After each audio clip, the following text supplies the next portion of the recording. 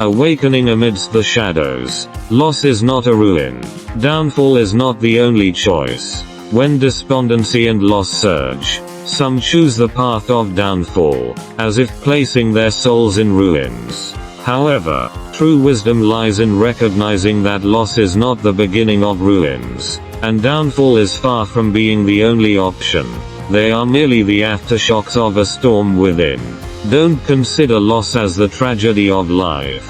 And certainly, don't see downfall as a remedy. Loss is an inevitable emotional journey, a baptism of the inner self. Downfall, on the other hand, is a choice that plunges oneself into the abyss, an indulgence in self-abandonment. We often tend to blame the abyss of our hearts on external circumstances, neglecting the power within. Loss is not a bottomless pit but a staircase towards maturity. Downfall is not a way out, it's a brief escape in the dark, leaving behind lasting scars. Break free from the chains of downfall. Scrutinize the shadows within. Loss can be an opportunity to rediscover oneself, a process of metamorphosis. Don't let momentary despondency define your entire life.